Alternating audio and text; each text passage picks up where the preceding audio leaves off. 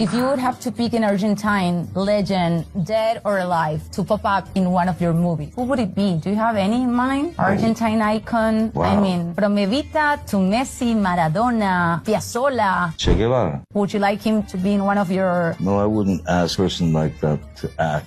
I would have a conversation to understand. That interests me infinitely more than asking someone to be in a film, like in that way. Wouldn't you have a lot of questions? Este fragmento de una entrevista al actor estadounidense Johnny Depp se ha hecho viral en las redes y además de provocar ira y desesperación entre los odiadores del ciberespacio, ha demostrado que la revolución y los ídolos y arquetipos morales que se forjaron durante ese proceso perviven en la conciencia colectiva. Y así como sucede con el Che tan difamado, pero también tan admirado, sucede con Fidel. Un día como hoy recordamos un aniversario más de su fallecimiento y lo haremos con videos de sus enemigos. Sí, porque todo el mundo cita a los que quisieron a Fidel, al comandante, pero hay que ver la tremenda admiración que no pueden disimular aquellos que no pensaban como él o incluso sus más enconados detractores. Así que sube el volumen, une mediante para que en su barrio sepan que ya empezó el programa de la contrapropaganda comunista. Esto es Con Filo, un espacio para mostrar con todos los matices, las noticias, los hechos, las matrices de opinión que circulan en los medios y en las redes sobre la realidad cubana. Vamos a rasgar la costura de la manipulación mediática y adentrarnos en la arista filosa de los acontecimientos.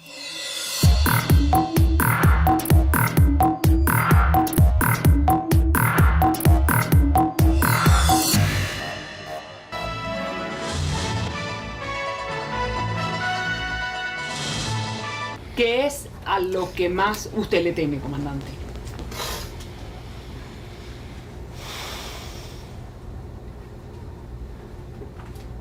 A la deshonra.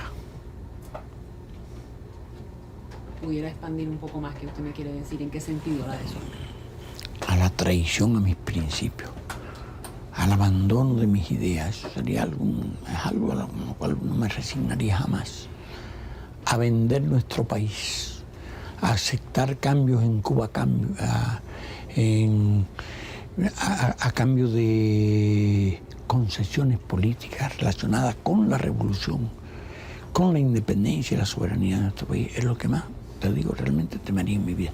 No es nada. La hoy ultraderechista miembro del Congreso, María Elvira Salazar, uno de los nombres y rostros al frente de la infame mafia anticubana que ha secuestrado la política estadounidense hacia nuestro país, hace algunos años ejercía como periodista y hasta logró una entrevista con Fidel, cosa que la hoy ultraderechista considera uno de sus momentos cumbres, de los logros más importantes de su vida. Y por eso usan la entrevista para atacarla. Pobrecita. Atacan todo el tiempo por la entrevista a sí. Fidel Castro. Ay, pero mira que joden, ¿ah? Perdón. Eso La no... usan una y otra vez, porque si le dijiste comandante, Sí. porque pero si mira, no sé yo voy a qué. aclarar eso. Mira, no le podía decir presidente, obviamente. No le iba a decir doctor. Entonces yo le dije comandante porque yo oía a Ninosca y a mucha gente diciendo el comandante. Entonces, no entiendo por qué la controversia sobre la palabra comandante. Porque Ninosca no es congresista, ni corrió para eso, tú sí. Pero Fidel sabe que él es el poder. Y Fidel habla bajito cuando quiere. Y despacito. Y entonces me dice, nosotros tenemos muchos amigos en común. Y yo le digo, bueno, cuánto me alegro saberlo. Yo vengo porque quiero hablar con usted sobre una entrevista. Y yo lo veo ahora porque sabía que en ese momento no podía porque había una fila atrás, pero ya yo estaba adentro. Entonces me dice, sí, hablamos ahora, pero muy pausado. Fidel es el poder. Vaya frase. Vamos a perdonarle hasta el lapsus de memoria, porque lo cierto es que no solo lo llamó comandante, sino que mostró en pantalla el cargo de presidente Castro. Pero es que María Elvira tiene con cierta frecuencia esos lapsus, no solo con Fidel, sino también con Chávez, como le sucedió hace poco cuando le tocaba hablar de Maduro. Maduro no es Fidel.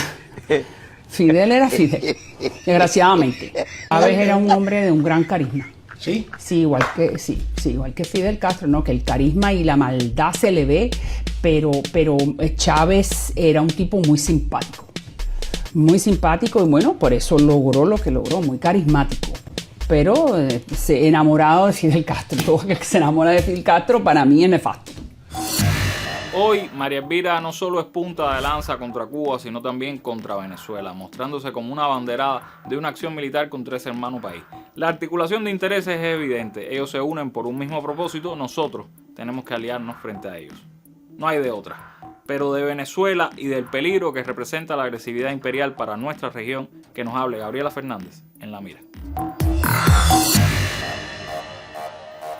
En estas últimas décadas hemos podido comprobar cómo los países que no se dejan expoliar acaban siendo la mayor amenaza a la seguridad nacional norteamericana. Nada que el imperio no pueda resolver con una buena intervención militar y su respectivo gobierno entreguista de turno. De todas formas, hasta que no salga el documental post-desastre, vamos a hacer como que no nos imaginamos los motivos. Venezuela es el país con más petróleo del mundo. Con la llegada al poder del chavismo, la oligarquía venezolana, parte de la cual hoy habla desde Miami o desde Madrid, perdió el control de ese petróleo. Toda la narrativa posterior, con sus diferentes capítulos, tiene como objetivo la recuperación del control de ese petróleo. Y una parte fundamental de esa narrativa es la de la ilegitimidad del gobierno de Venezuela a raíz de las acusaciones de fraude que se difundieron mundialmente sin presentar más prueba de tal acusación que un montón de actas falsificadas subidas a una web creada de antemano por parte de la única de las 10 candidaturas que concurrieron a las urnas, que ya anunció previamente que no reconocería los resultados. Y todos y todas las que de una forma u otra contribuyeron a construir esa narrativa, por mucho que ahora, cuando llegan las consecuencias, se la quieran coger con papel de fumar, diciendo que Maduro es fatal, pero que Estados Unidos, por favor, no debe invadir Venezuela, son cómplices, en mi opinión, de haber generado las condiciones para lo que está a punto de pasar ahora. Ni siquiera le cambian el collar al perro. Si para lograr sus objetivos Estados Unidos tiene que fabricar una leyenda de carteles de droga, heroínas intervencionistas con premio Nobel, o incluso insinuar que Cuba sostiene a punta de pistola el gobierno de Nicolás Maduro, lo van a hacer. Porque cuentan con todos los medios para legitimar hasta las historias más ridículas, aunque no tengan ni una sola evidencia. Mira CNN o lees The New York Times y el relato es idéntico. Titulares catastróficos, demonización absoluta y esa urgencia sospechosa porque alguien, por favor, haga algo. Como si no supieran quién es ese alguien y cuáles serían las consecuencias de ese algo. De pronto, estos grandes medios que supuestamente son objetivos parecen el Departamento de Relaciones Públicas del Pentágono.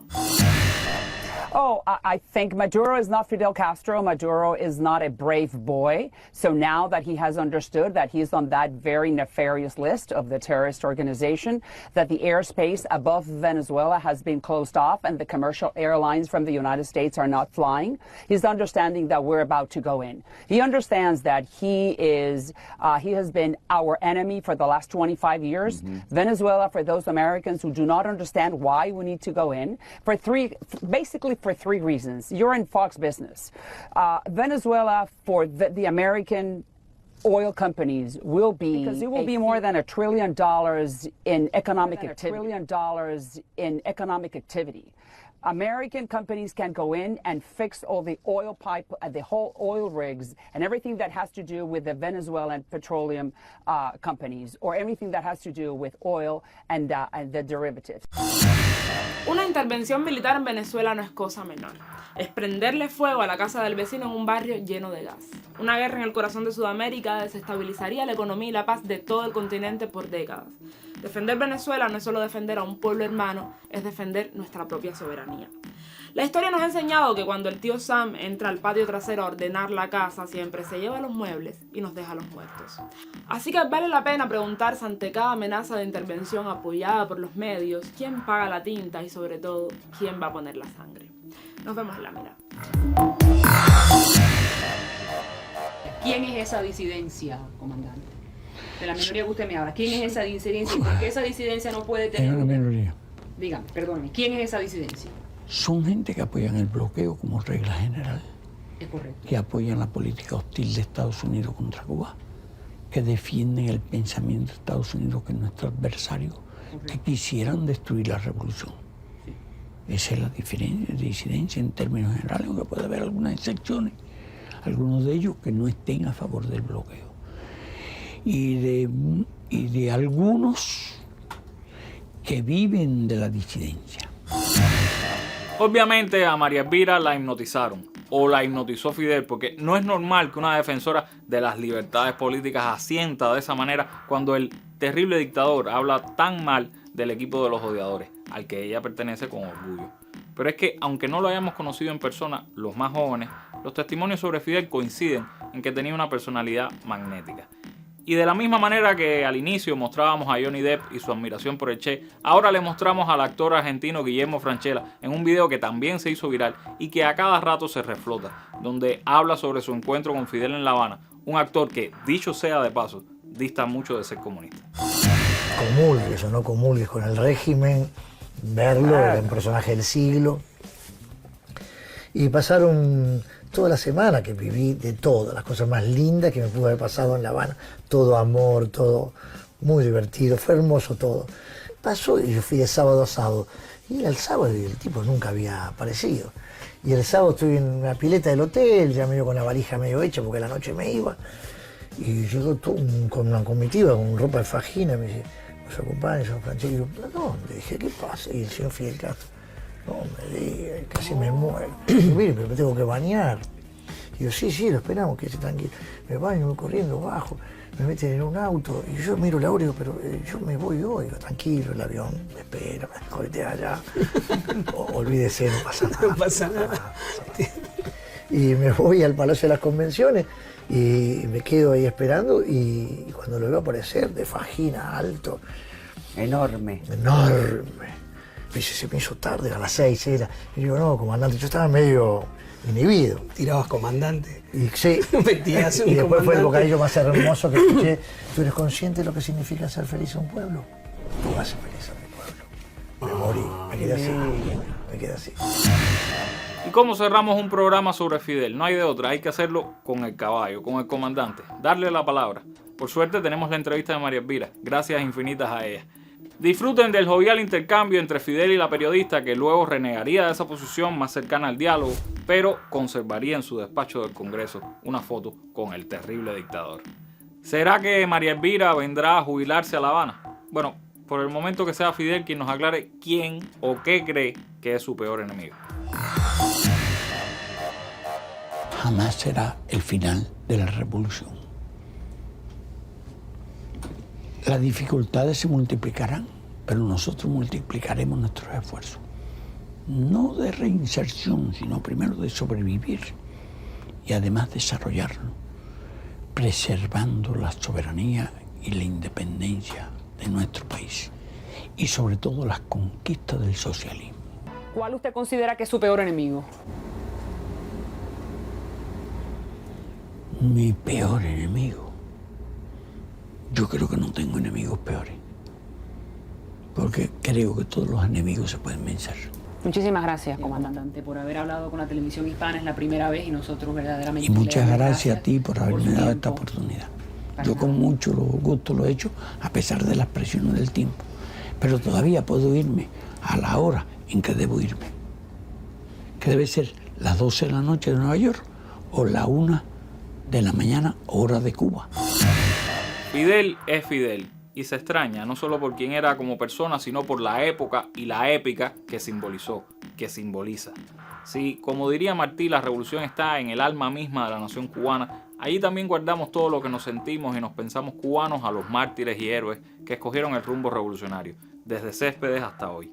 Y es útil Fidel, lo sigue siendo, y lo seguirá siendo por mucho tiempo, porque su vida, su obra, sus discursos, sus ideas nos aportan un norte ideológico, una brújula moral, sobre todo en tiempos tan difíciles en los que parece más factible renunciar a los principios, renunciar a los valores que hemos logrado enaltecer en el pasado y que en el presente, por la precariedad, por la escasez, se hacen una carga más pesada.